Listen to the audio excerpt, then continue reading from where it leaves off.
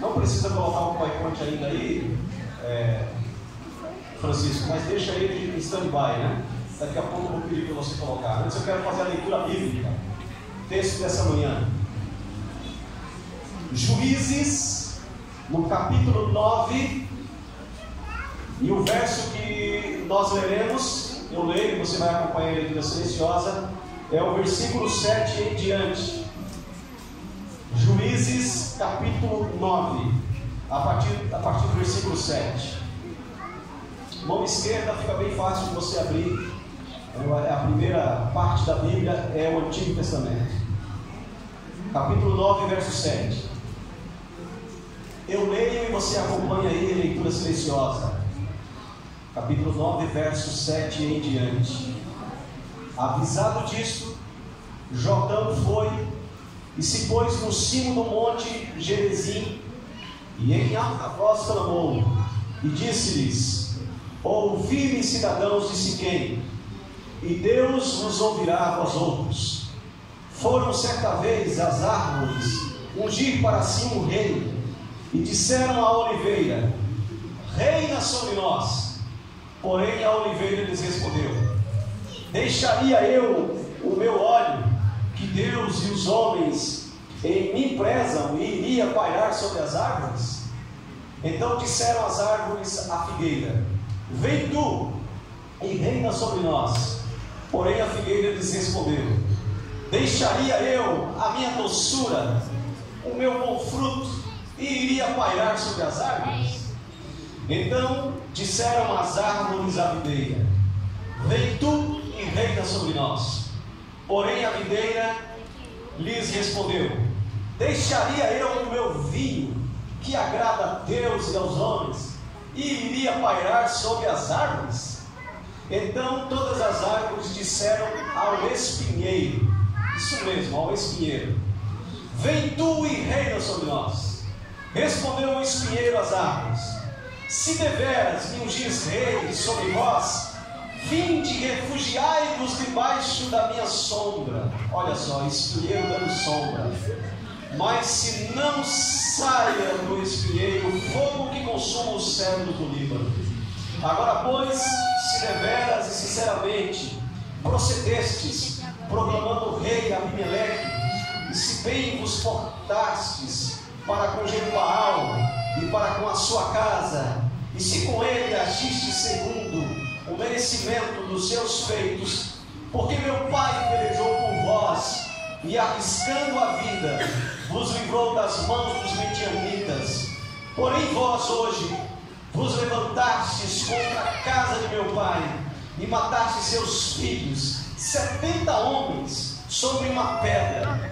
E Abimeleque, filho de sua serva, fizeste reinar sobre os cidadãos de Siquém, porque é o vosso irmão. E se deveras e sinceramente procedestes hoje com Jerubaal e com a sua casa, alegrai-vos com Abimeleque, e também ele se alegre convosco. Mas se não, saia fogo de Abimeleque e consuma os cidadãos de Siquém e Bet-Milo, e saia fogo dos cidadãos de Siquém e de Bet-Milo, que consuma Abimeleque. Fugiu logo Jotão e foi-se para Beer, e ali habitou por temer seu irmão Abimeleque. Assentado assim como você está, feche os seus olhos, incline a sua fronte e vamos fazer uma oração. Querido Deus, ajuda-nos agora a ouvir apenas a Tua palavra, é o culto divino. E no culto divino, cada sábado, a palavra deve ser o centro. Ela deve trazer para nós alimento, orientação, exortação, discernimento espiritual. Venha através do Teu Espírito iluminar a cada mente aqui, nessa palavra inspirada, que é a palavra divina, essa sagrada Escritura, que não contém a palavra de Deus, mas é a palavra de Deus, viva e eficaz e mais cortantes do que uma espada de dois gumes, que ela possa penetrar em nosso coração, dilacerando e entendendo qual é a Tua vontade. E já de antemão, Pai, nós oramos, amanhã nós iremos às urnas, como cidadãos brasileiros, escolher quem reinará sobre nós, que não façamos como essas árvores. Nos dê esse discernimento, que não escolhamos os espinheiros para trazer infortúnio, falta de liberdade religiosa, saúde para a nação.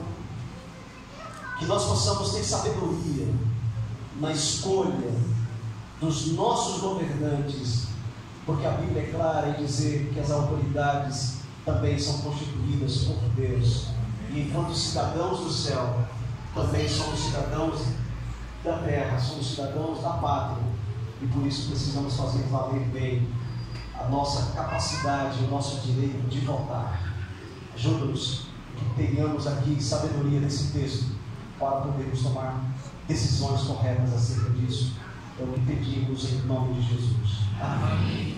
Eu vou pedir para que os componentes que estão aí formando a plataforma, vocês podem descer, mas eu vou pedir que vocês continuem orando por mim, porque essa é a principal função de quem vem aqui para frente, né? Orar pelo pregador e por aquilo que ele vai falar. A gente vai voltar para esse texto ainda nessa manhã, no final das minhas considerações. O texto que está aí, que eu li, Juízes 9, 7 a 21.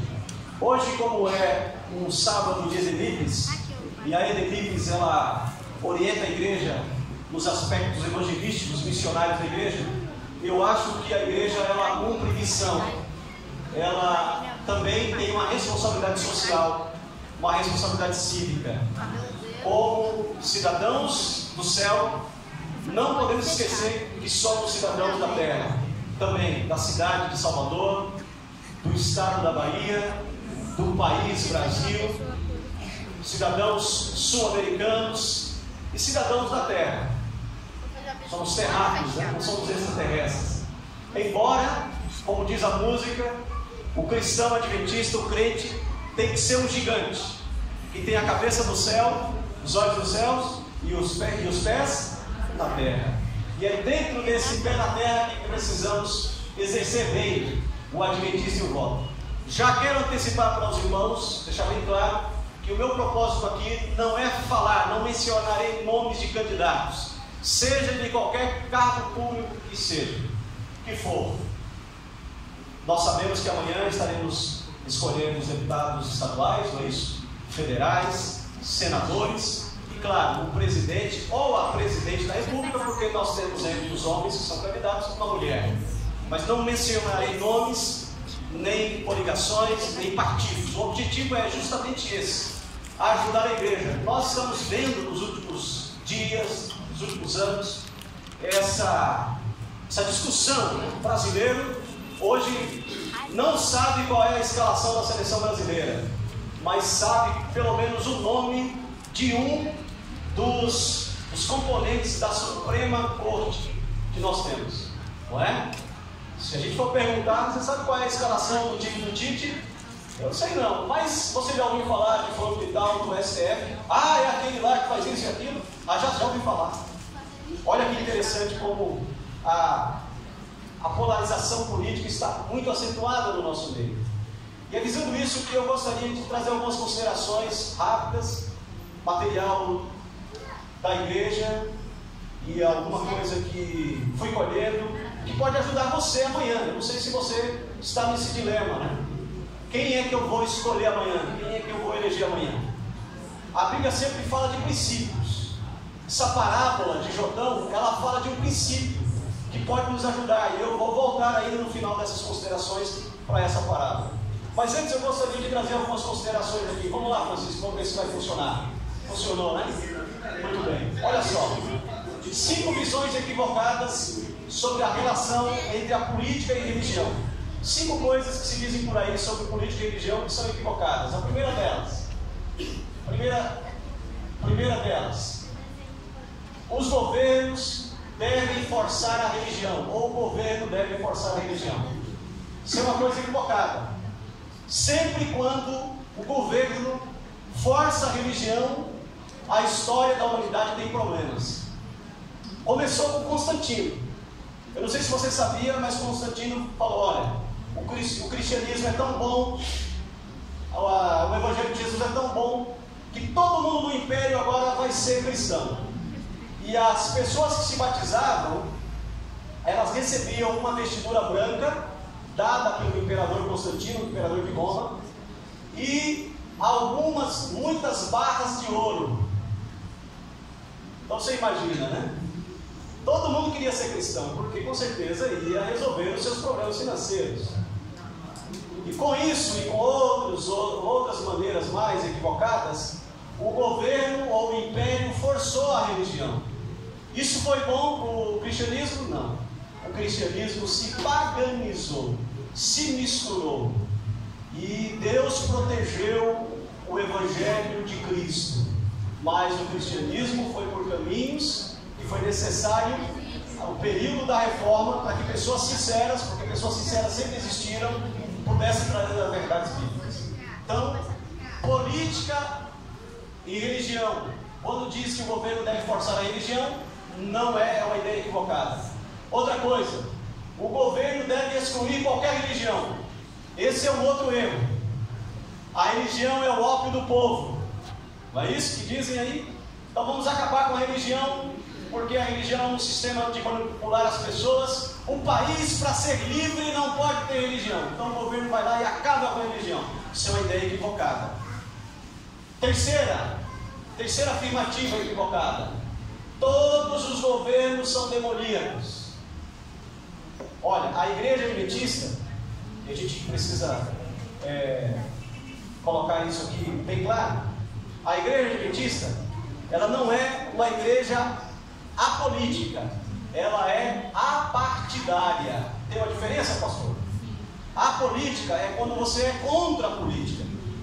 Apartidário é que você não tem viés partidário, você não tem partido específico. E é isso que muitas vezes as pessoas confundem. A igreja adventista é contra a política? Não. Ela não é a política. Ela incentiva a boa política. Ela incentiva que pessoas possam trazer justiça verdadeira para o nosso país, para a nossa pátria, e para a nossa família, para a nossa sociedade e para a nossa igreja. Então, todos os governos são demoníacos? Não. Senão a Bíblia não falaria, nós vamos ver daqui a pouco, que devemos orar pelas autoridades constituídas. Agora, por outro lado, há uma quarta afirmativa equivocada: evangelize e nunca faça política. E para outros temas. Não, pastor, o trabalho da igreja é evangelizar. Por isso que eu fiz questão de trazer essa mensagem no dia da Idelibes, para mostrar que evangelizar é, logicamente, falar dessas coisas importantes como a política do nosso país. Também. Mas nós não podemos ir para esse ponto radical. Evangelize, mas nunca faça política, ou não fale de política, ou não se envolva. Por outro lado, queridos, há uma outra afirmação equivocada: faça política e não evangelize. Aí é um outro problema, aí é um outro extremo. Nós vamos nos misturar, vamos nos tornar partidários. Temos que ter, pastor, lá no Congresso, lá na Câmara dos Vereadores, na Câmara Estadual, representantes da nossa igreja. Temos que fazer a bancada adventista. Não tem a bancada evangélica? Que tal a bancada evangélica adventista? E aí corre o risco de se perder e transformar nisso daqui, se tornam meros políticos e não evangelizam. Quais são os pontos que podem corrigir isso? Quero compartilhar com vocês. Para essas 5 ideias equivocadas, o que a gente pode fazer? Para lá que eu tenho que apontar? Isso. Pronto. Primeiro, não a força e a imposição. Devemos combater qualquer tipo de sistema que empurre uma religião ou que favoreça uma em relação à outra. Nós vivemos num país laico e jamais podemos ter uma denominação oficial. Vocês entenderam o que eu estou falando? Isso não quer dizer que a gente vai parar de falar do adventismo, não. O pastor falou que a gente não pode. Não, a gente vai falar do adventismo. Mas nós não podemos dizer assim: olha, vamos colocar um presidente adventista lá, porque quando esse irmão se tornar presidente da república, ele vai obrigar todo mundo a guardar o sábado, a não comer carne de porco. Vai ser uma beleza esse país. Se for por essa via, é pelo espírito, não é pela força. Então a primeira ideia é combatida com isso. Próximo: não ao silêncio secularista. Nós também não podemos silenciar. Eu falei, nem 8 nem 80. Nós precisamos, como adventistas, nos colocar e falar que nós temos valores, nós temos princípios e que o secularismo não dominará a nossa sociedade, porque existe o sal da terra, que dá sabor, que se envolve, mas que transforma essa sociedade que nós vivemos. Outro conselho aqui, em relação sobre esses 5 equivocados pensamentos que eu apresentei no início: não há acomodação. Devemos sim, fazer evangelismo, devemos sim nos envolver com a política. Pastor, mas a política é podre. Queridos, Ellen White, eu não trouxe os textos aqui, mas você pode ler mensagens aos jovens, pode ler mensagens escolhidas, testemunhos seletos, e você vai ver muitas vezes Ellen White incentivando os nossos jovens a estudarem diplomacia, estudarem a política boa, a verdadeira política, para que eles possam ser cidadãos, quem sabe estadistas, que influenciem para o bem a sociedade. Existem declarações no Espírito de Profecia falando sobre isso. Então nós não podemos estar acomodados, precisamos ser sal, mas fora do saleiro. Não ativistas, não ativistas, mas ativistas do Evangelho, daqueles que vão fazer a diferença com a nossa influência sobre o mundo. Nós também não podemos ficar esperando que o Estado nos salve, o Estado salvador, que tudo vai ser bom, que tudo vai resolver os problemas. E aí vem uma fala que eu tenho, juntamente com a Elenix, difundido nas igrejas: vamos fazer a diferença. O governo não pode fazer tudo, a igreja tem uma responsabilidade social para com o mundo. E aí eu vou falar uma coisa que alguém pode dizer, mas o pastor sempre repete isso. É porque nós precisamos repetir. Nós podemos formar classes aqui de alfabetização de adultos, ou classe de reforço escolar da igreja, usar as nossas salas uma vez por semana. Alguns dos nossos profissionais na área de mecânica, área de saúde, podem fornecer cursos práticos, gratuitos para a nossa sociedade. Por quê? Porque o Estado não resolve, ele não é salvador, mas a igreja, uma vez chamada, deve ser salvo fora do salão. Então são atitudes, 5 atitudes aqui, essa daqui abrange a terceira e a quarta, que vão combater aqueles equívocos. E agora eu passo para compartilhar com vocês aqui algumas diretrizes de um material que eu achei muito interessante, que foi publicado, veja bem, esse material que eu vou apresentar para vocês, foi publicado em 1994, numa eleição para presidente também como essa, pela Associação Evangélica do Brasil. E eles colocaram ali algumas diretrizes para orientar os cristãos das igrejas evangélicas daquela época na hora de votar, como é que eles deveriam proceder. E eu quero compartilhar com vocês porque eu achei interessante, porque o que foi falado lá, e eu chamo dos 10 mandamentos do cristão adventista, do eleitor cristão, tem muito a ver com a realidade que nós estamos vivendo hoje, e pode ajudar você na escolha dos seus candidatos amanhã. Pode ajudar e com certeza ajudará. E aí eu passo então a descrever isso, a apresentar para vocês. Tá bom? Vou pular essa parte aqui, posso entender? Mas eu quero apresentar para vocês os 10 mandamentos do eleitor cristão adventista. Primeiro lugar, primeiro mandamento: o voto é intransferível e inegociável. O seu voto ele é intransferível e inegociável. Com ele o cristão expressa a sua consciência como cidadão. Por isso, o voto precisa refletir a compreensão que o cristão tem do seu país, do seu estado e do seu município. Ou seja, quando como cristão eu voto, eu estou demonstrando aquilo que eu compreendo ser o meu país, o meu estado e o meu município. Há uma outra coisa também importante aqui, o segundo mandamento, para aquele que vai votar amanhã: o cristão não deve violar a sua consciência política. Ele não deve negar a sua maneira de ver a realidade social, mesmo que um líder da igreja tente conduzir o voto da comunidade em uma outra direção. Em outras palavras, você é livre para escolher o candidato que você quer escolher. Você definiu. É isso que diz o segundo mandamento do eleitor cristão. Terceiro mandamento do eleitor cristão: os pastores e líderes da igreja têm a obrigação de orientar os fiéis sobre como votar com ética e com discernimento. É o que eu estou tentando fazer aqui nessa manhã. Então, se alguém fala assim, o pastor vai falar de política sábado de manhã, não, o que nós estamos falando aqui é orientação bíblica. Vou voltar nos textos bíblicos daqui a pouco, que vai nos ajudar a tomarmos decisões corretas amanhã. No entanto, devem evitar transformar o processo de elucidação política num projeto de manipulação e indução político-partidária, ou seja, falar aqui qual é o partido melhor ou mais adequado para que você vote amanhã, ou a pessoa, né? Não, deve se orientar. Pode passar o próximo, acho que não está funcionando aqui.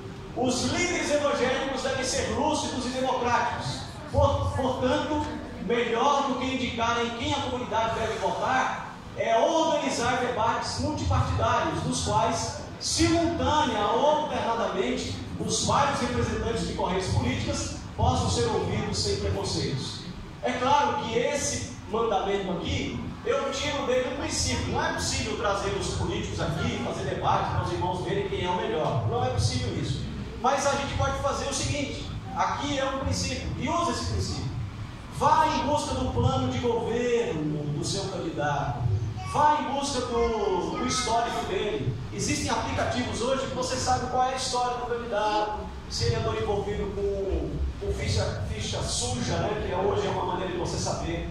E aí você vai poder tomar a decisão melhor acerca disso, do plano que ele tem, e veja todos. Eu tenho procurado fazer isso, eu tenho ouvido todos, eu tenho parado para avaliar, para olhar, e a partir daí eu vou tomar a minha decisão para a melhor opção dentro da minha liberdade de escolha, como eleitor também, como cidadão.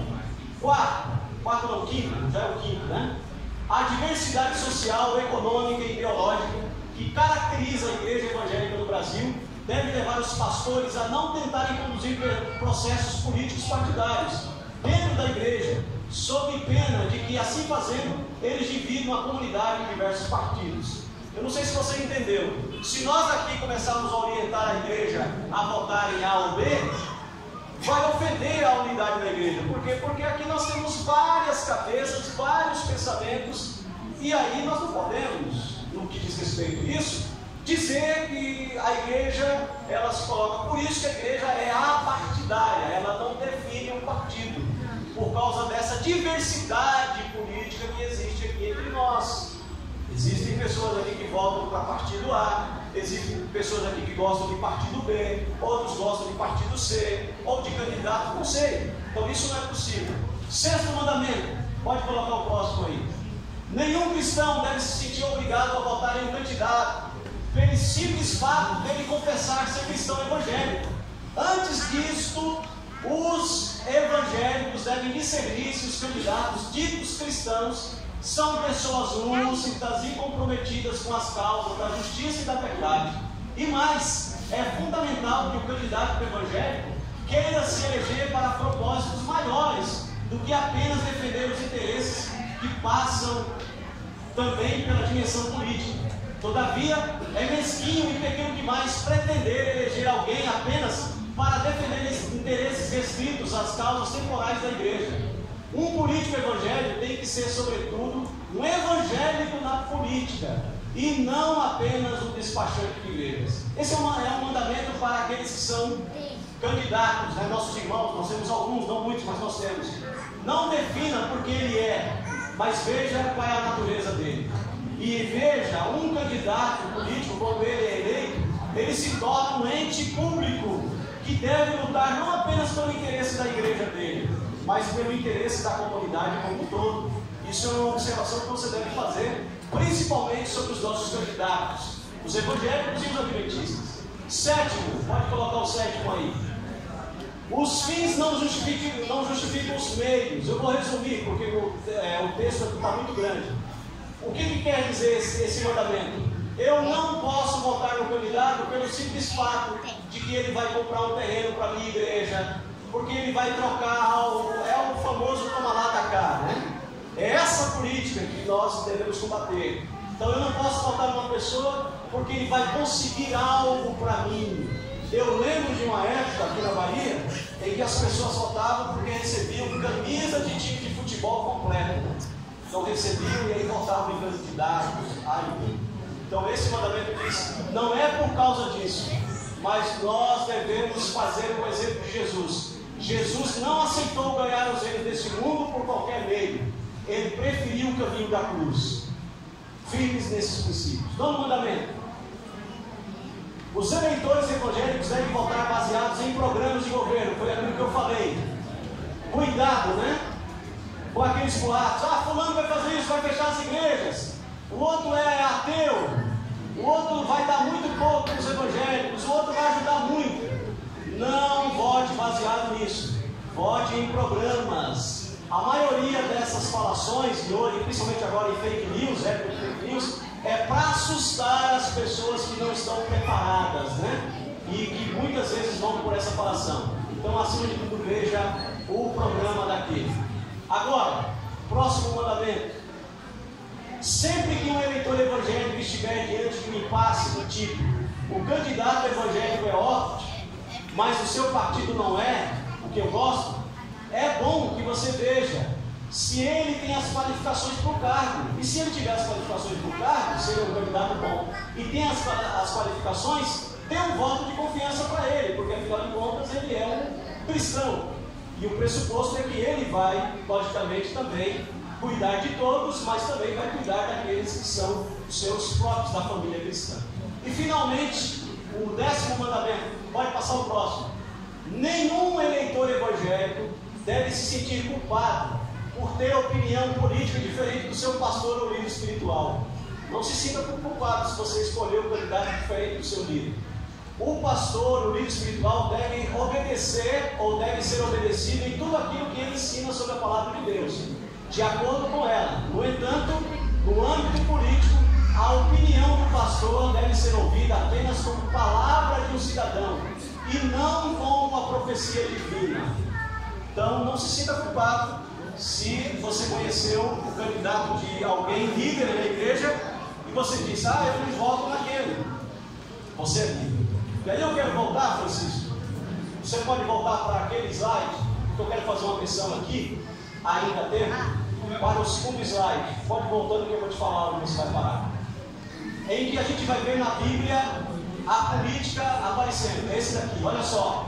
Vou fazer uma menção e vou ler o último texto aqui desses. A política no Velho Testamento ou no Antigo Testamento, a significativa influência cristã na política e no governo.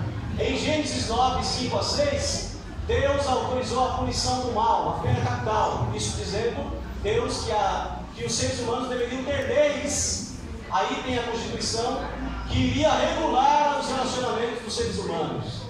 Daniel e Nabucodonosor, Daniel 4, 27. Daniel faz um apelo nesse texto aqui ao imperador Nabucodonosor e diz: se arrependa, peça perdão a Deus e olhe para o pobre, para o injustiçado.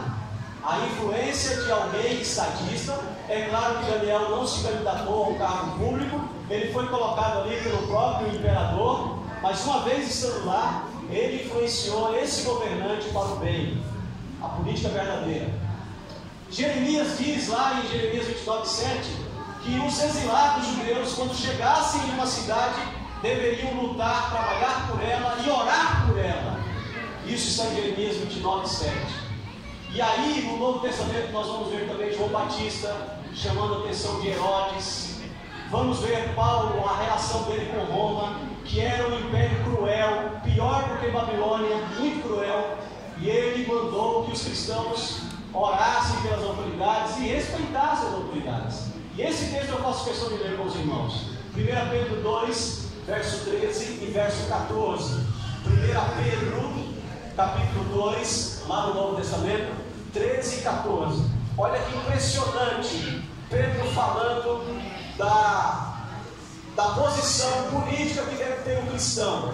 O eleitor cristão para Pedro, como é que deve se relacionar, como é que deve se comportar, como é que deve se postar. 1 Pedro 2, 13 a 14. 1 Pedro capítulo 2, 13 a 14. 1 Pedro 2, a primeira epístola, 2, verso 13 e 14. Eu lerei: sujeitai-vos a toda instituição humana por causa do Senhor, quer seja o rei como soberano, quer as autoridades como enviadas por ele, tanto para castigo dos malfeitores, como para o louvor dos que praticam o bem.